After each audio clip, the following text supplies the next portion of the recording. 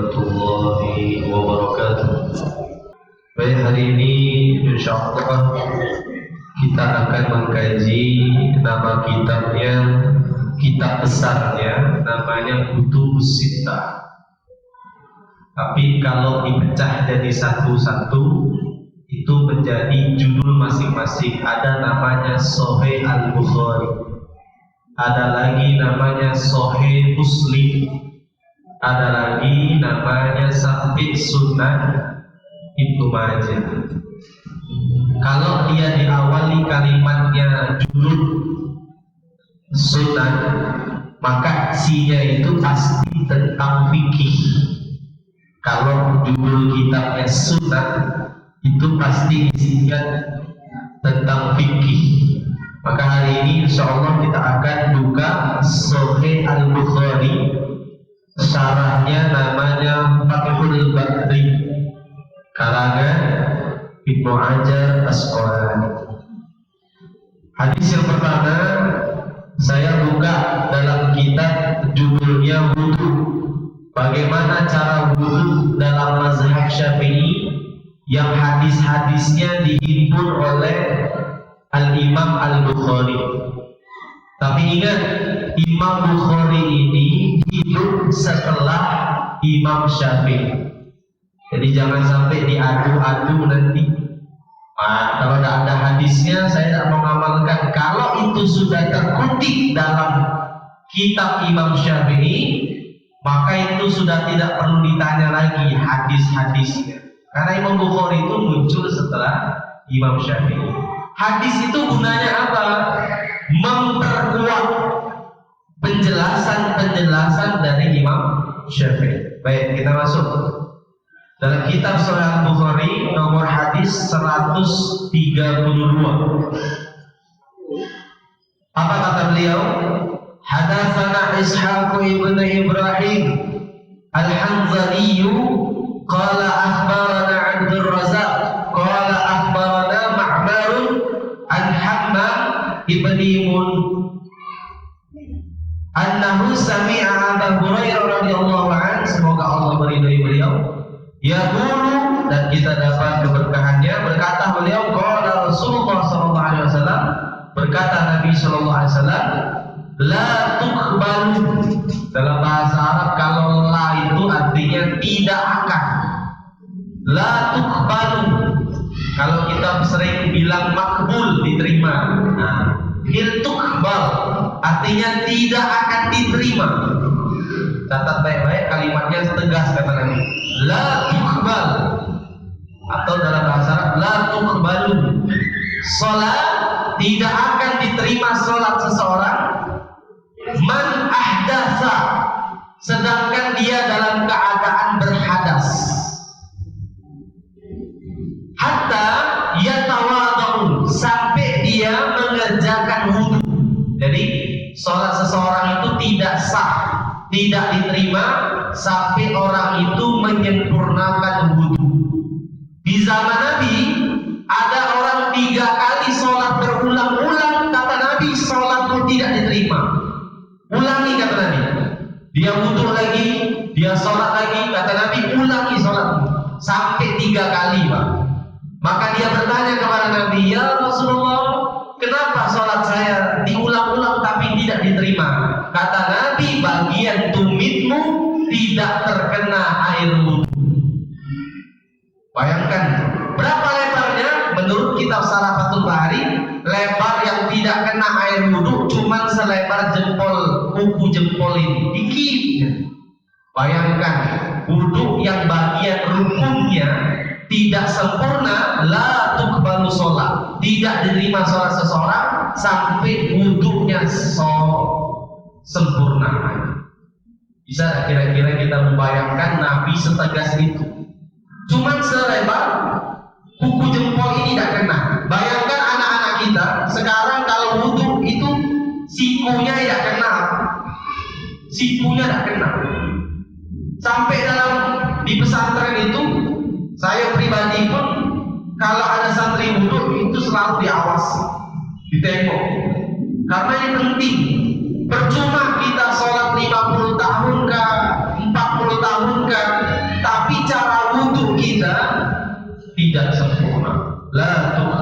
yuqbalush shalah hatta yatawadda. Tidak akan diterima salat seseorang sampai wudunya sempurna. Ustaz, bagaimana cara wudu yang sempurna? Kita tidak hidup di zaman Nabi. Kita tidak hidup di zaman sahabat. Maka caranya ada dua cara.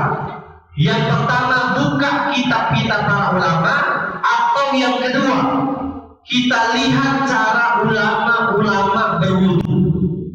Kalau saya pribadi pernah melihat langsung cara ulama yang hafal gelarnya Al-Muslim. Saya pernah lihat langsung cara wudunya. Itu dia tidak mau pakai keran, Pak. Jadi kalau di sana itu orang tidak pakai keran, tapi pakai bejana di bawah wudu. Tapi kalau kita sudah ada keran, itu kemudahan di saat ini boleh dipakai. Tapi bagaimana caranya? Kita akan lihat cara wudunya Imam Syafi'i. Yang pertama, kata beliau, buka surah Al-Maidah. Ya ayyuhalladzina amanu idza qumtum ila shalah faghsilu wujuhakum wa aydiyakum ilal marafiq wamsahu bi ru'usikum wa arjulakum ilal ka'bayn. Itu kalimat teksnya. Tapi secara prakteknya tidak semua orang tahu bagaimana caranya. Kita lihat. Sekarang muncul pertanyaan pertama. Apa yang dilakukan ketika mau wudu? Menyikat baju. Bagaimana cara menyikat baju? Ada aturannya. Tangan kanan dulu yang dilipat atau tangan kiri dulu? Ada hadisnya. Tangan kiri. Ingat kata Nabi, untuk melepas sesuatu, menyikat sesuatu kiri. Itu untuk melepas. Tapi kalau untuk memasang kanan, itu lengkap hadis. Maka ketika tangan kiri sudah dilipat batas ini di atas siku, baru kanan. Nah, ini aturannya, Pak. Kalau mengikuti sunnah. Dan saya saksikan langsung ulama yang gelarnya Al-Muslim itu hafal 100.000 hadis beserta sanad dan matan. Cara wudhu mereka betul-betul rapi betul. Saya saja kalau lihat dia wudhu itu seolah-olah baca 20 hadis, Pak. Lihat mereka wudhu. Setelah disingkat baju ini, nah ini anggap saja disingkat kiri ya, habis itu kanan. Selesai disingkat, baca a'udzu billahi minasyaitonir rajim. Nama kitabnya Bidayatul Hidayah, karangan Imam Al-Ghazali. Apa kata beliau? Sebelum memulai wudu, ucapkan a'udzu billahi minasyaitonir rajim, ludah kecil-kecil sebelah kiri.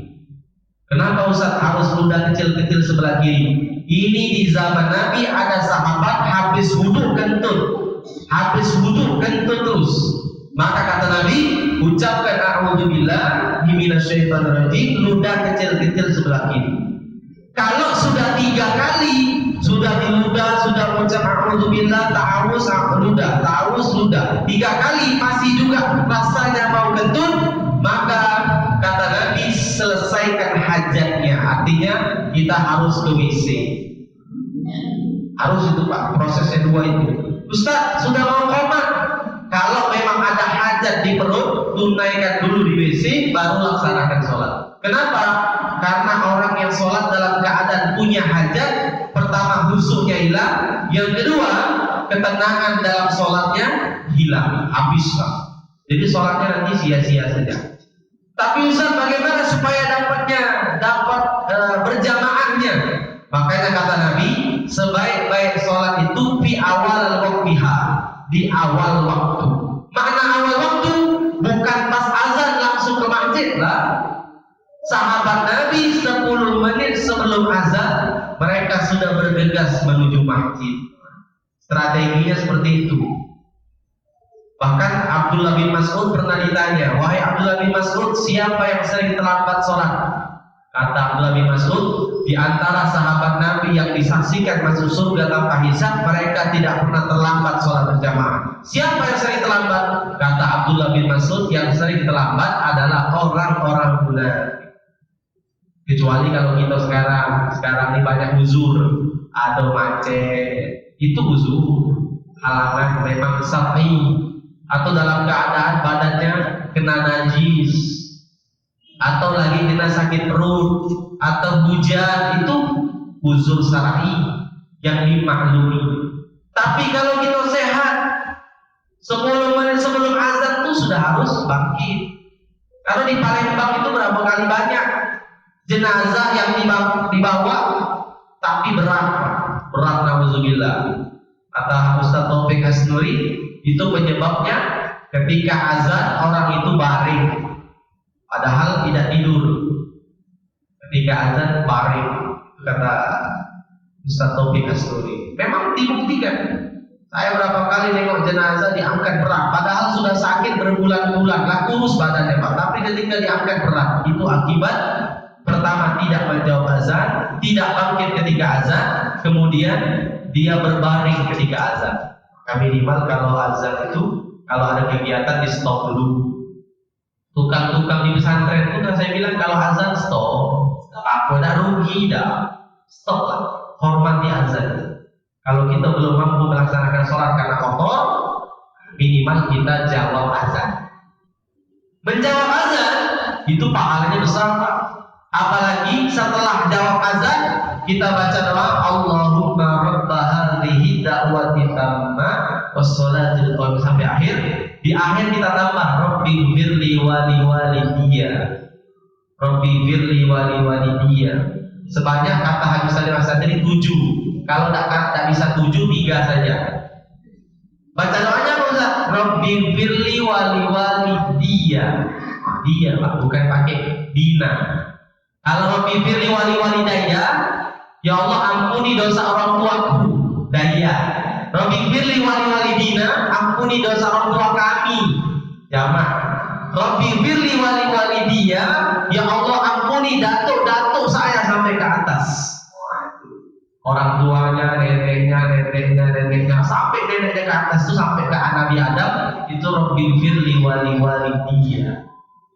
Ini sanadnya oleh Al-Habib Salim Asy-Syadzili. Saya setiap selesai azan, Allahumma rabb hadhihi da'wati tamma wa salatil qiyamah.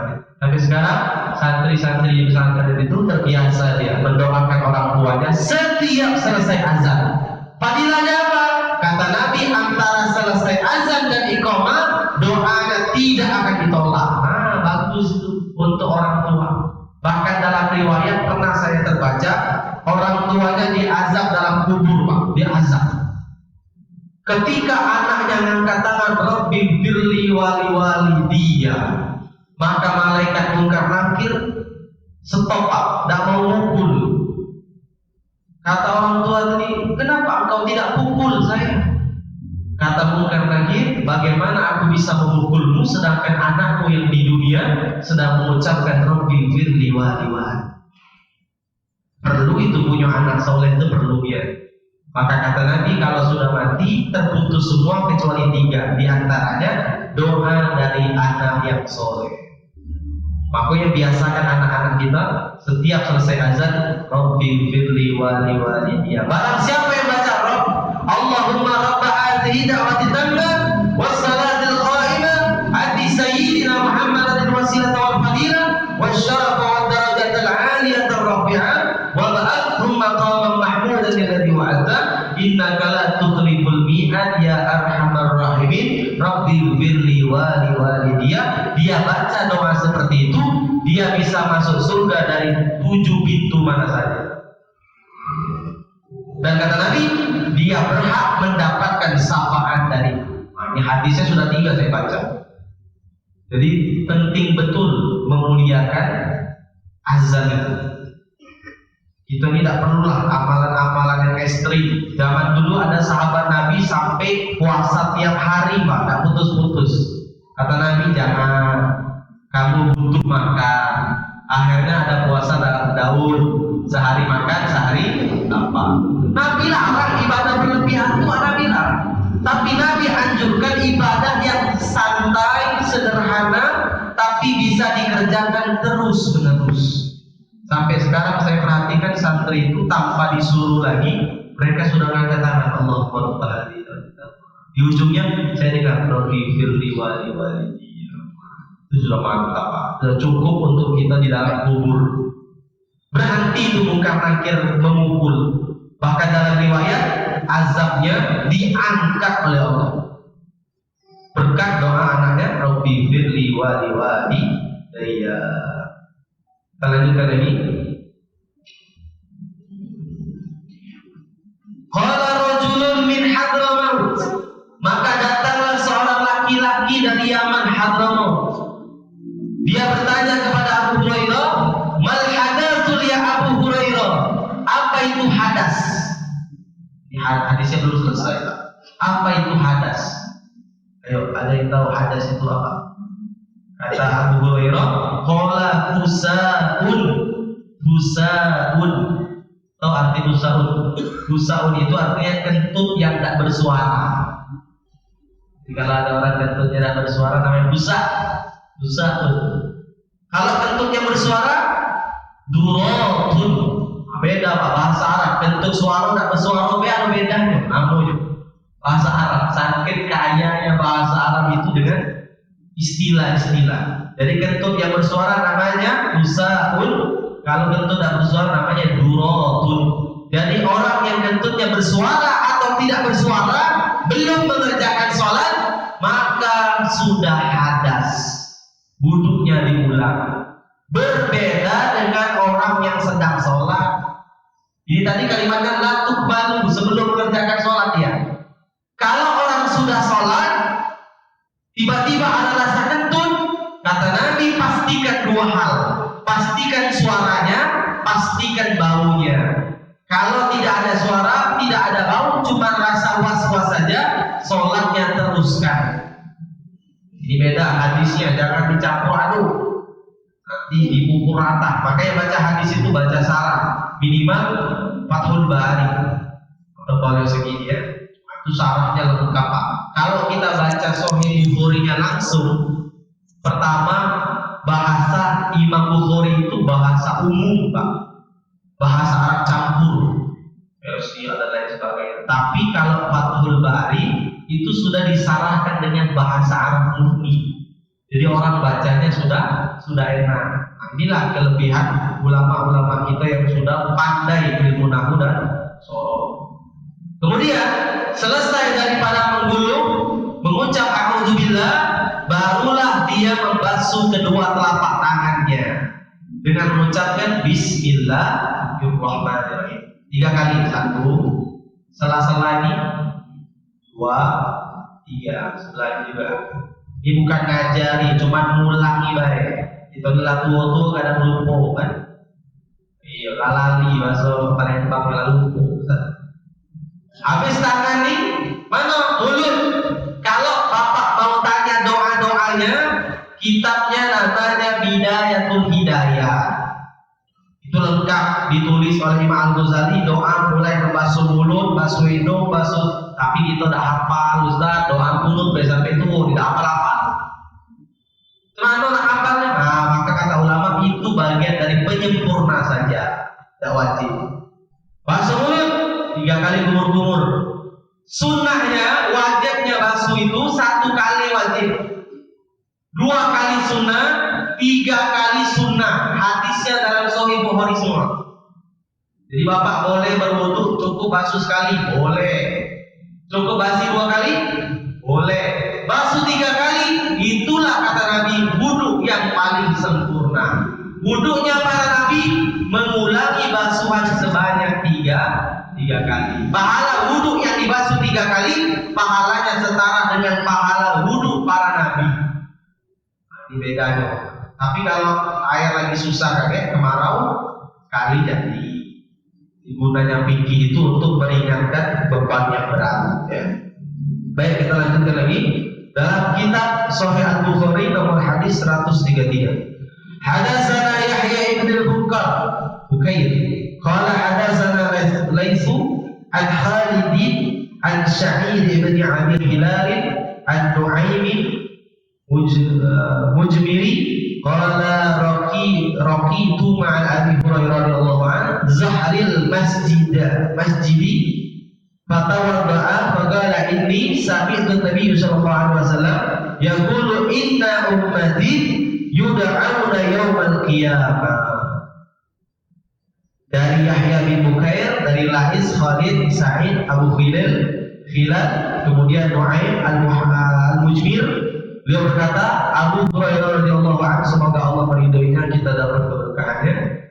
Kata Nabi SAW, nanti di hari kiamat, inna ummati yud'auna liyaumal qiyamah, nanti di hari kiamat saya menjemput umat saya itu, menjemput muhajjalina min atharil wudu. Saya mengenali umat saya, jemput umat Nabi di hari kiamat itu dari bekas wudunya. Jadi Bapak kalau bisa wudu itu dilebihkan, bukan jumlah basuhannya yang dilebihkan, tapi jarak batasnya. Jadi kalau kita basuh tangan sampai siku, lebihkan sampai bahu. Kalau basuh kaki sampai mata kaki, lebihkan sampai ke betis. Kalau mau basuh muka, lebihkan sampai ke bawah leher. Bahkan kata Imam Syafi'i, kalau kamu membasuh kepala, jangan hanya ubun-ubun. Ubun-ubun itu minimal dalam mazhab Syafi'i. Ingat Pak, catat baik-baik. Itu minimal 7 sampai 3 helai rambut beserta akarnya dalam mazhab Syafi'i. Itu minimal. Sempurnanya engkau basuh kepalamu sampai ke tengkuk. Hadisnya Sahih Al-Bukhari. Ambil ayatnya. Ini laki-laki ya, sampai ke tengkuk. Ini laki-laki. Ibu-ibu macam mana? Ambil air, dimasukkan ke dalam sini. Seperti itu ibu-ibu. Itu bukan ibu keramas di situ, putar-putar kepalanya. Ada yang sampai kepala jadi semua, Ustaz, biar afdol. Tidak ada afdolnya itu. Kalau wanita cukup akar rambutnya saja yang dibasahi, masukkan ke dalam. Ibu ambil air, masukkan di dalam mukena. Itu cukup tuh. Tidak perlu dikeramas. Ya. Baik, itu dalam mazhab Syafi'i. Ternyata Imam Syafi'i menganjurkan untuk berwudu semua bagian kepala sampai ke tengkuk. Tengkuk ini diusap. Makanya dalam kitab Ihya Ulumuddin itu disebutkan oleh Imam Al-Ghazali, kata beliau, orang yang paling sempurna membasuh kepala itu sampai ke tengkuknya. Tengkuk itu dibasuh. Nah, dari bekas wudhu kita tadi, kata Nabi, aku mengenali umatku dari bekas wudhunya. Tak hanya itu Pak, wudhu ini luar biasa. Orang bisa terjaga dari bala dengan cara wudhu. Menjaga wudhu. Ada dalam riwayat disebutkan, orang ini mau diazab Pak, diazab oleh api neraka. Ketika api neraka itu mendekat, tak bisa Pak. Maka dia heran, kenapa api ini tak bisa membakar badannya? Kata malaikat, Malik, api itu tidak bisa membakar bagian yang pernah bekas terkena air wudhu. Ini enaknya punya air wudhu yang bagus. Makanya saya bilang, wudhu itu sempurna, jangan setengah-setengah, karena pahalanya sangat banyak. Bahkan dalam riwayat dikatakan, setiap anggota wudhu yang dibasuh, setiap tetesan airnya itu menghapus semua dosa kita. Ayo yang punya dosa mata, basuh muka tuh gugur. Dosa mata lihat yang haram, itu basuh muka, masya Allah, luntur dosa. Yang pernah megang yang haram, itu ketika basuh luntur semua. Saking Allah sayang sama kita itu, Bilal bin Rabah dikabarkan sendalnya itu terdengar di langit gara-gara menjaga air wudu.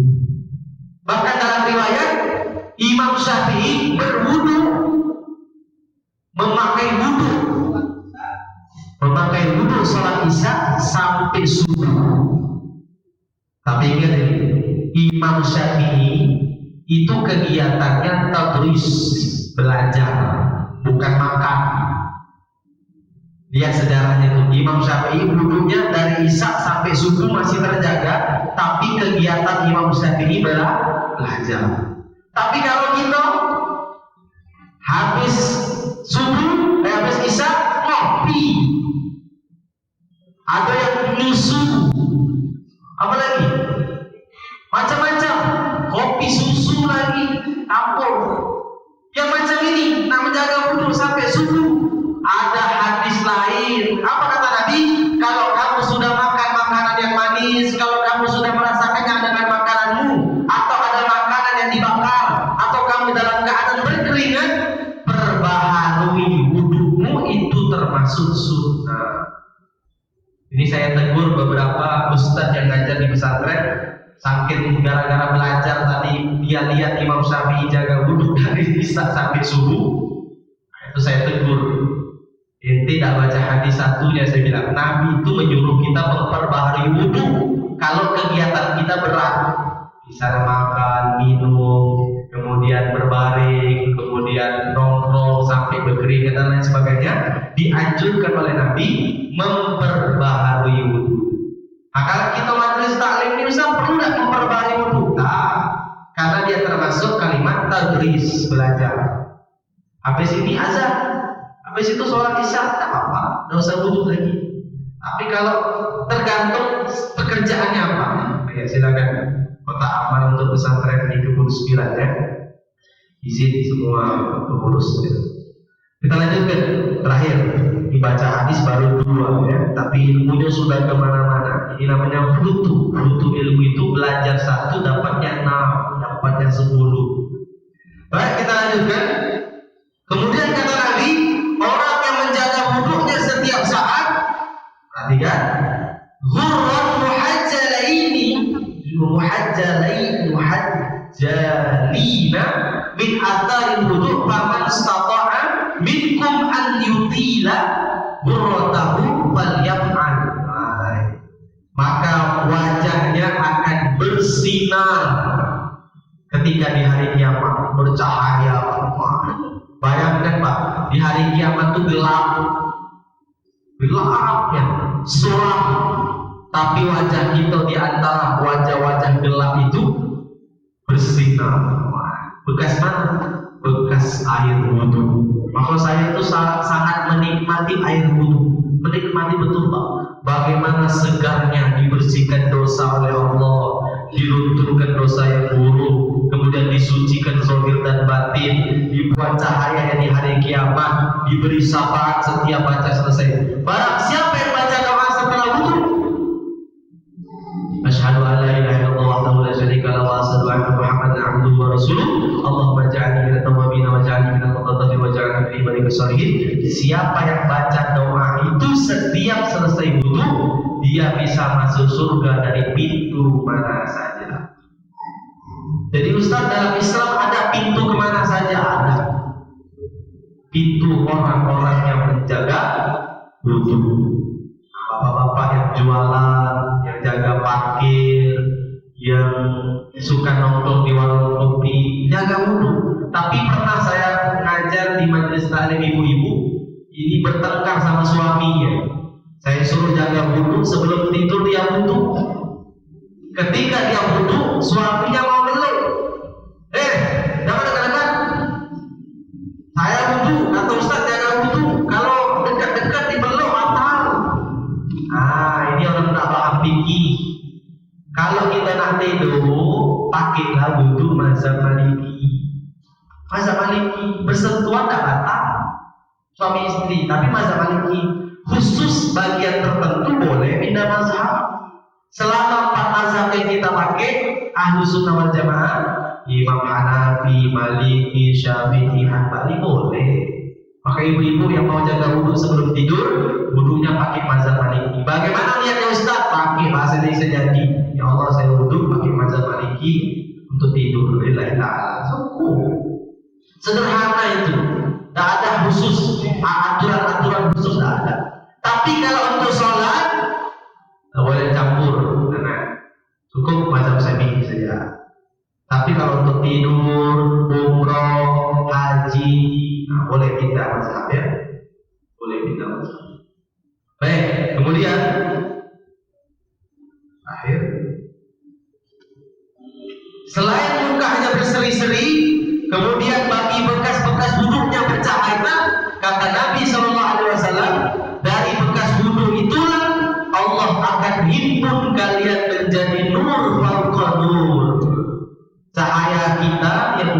akan di atas cahaya-cahaya yang lain. Akibat luar biasa.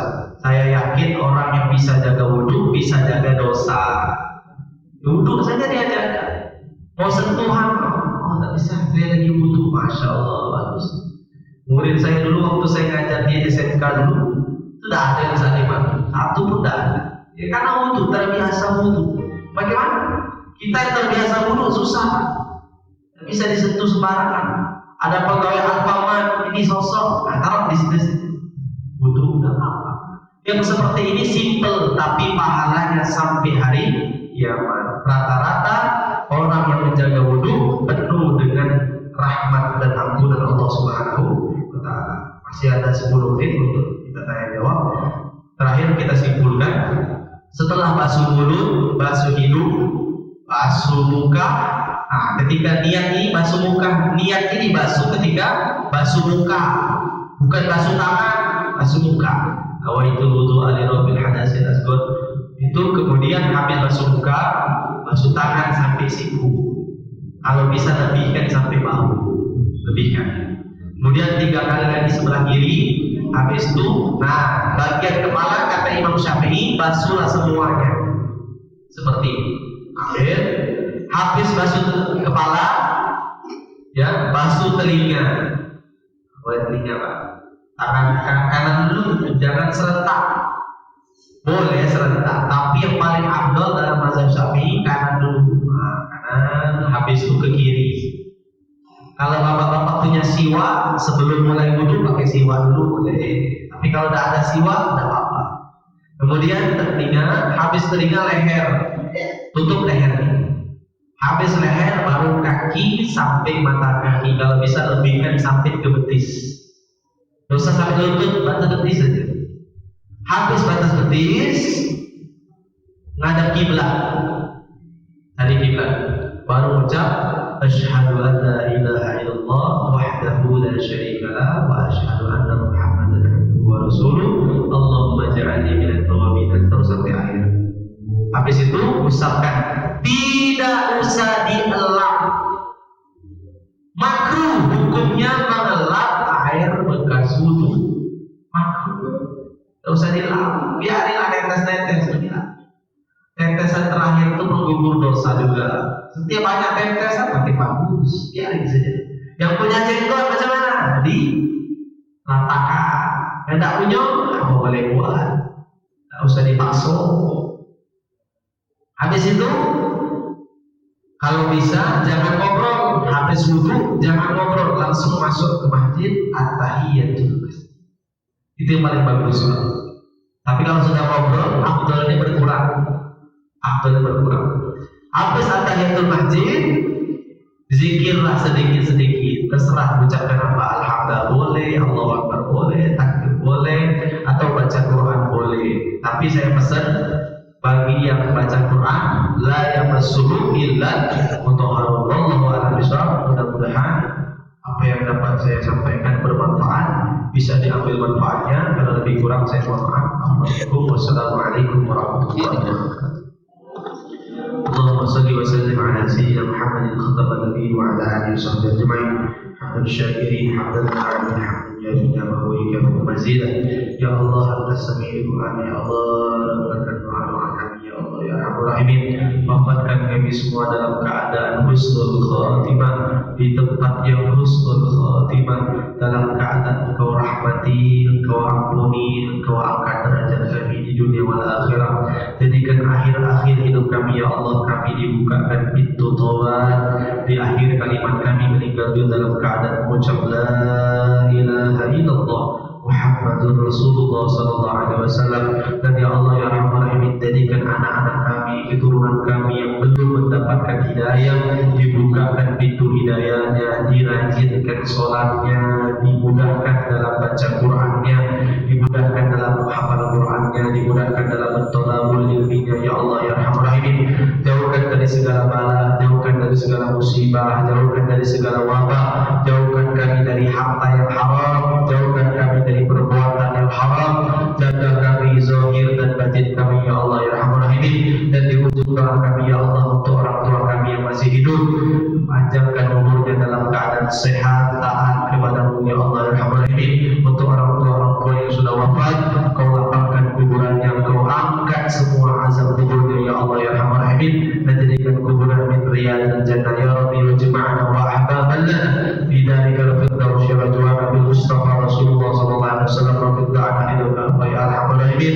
Sallallahu alaihi Muhammad wa ala alihi wasallam. Subhana rabbika rabbil izzati amma yasifun. Wassalamu ala al-mursalin walhamdulillahi rabbil alamin.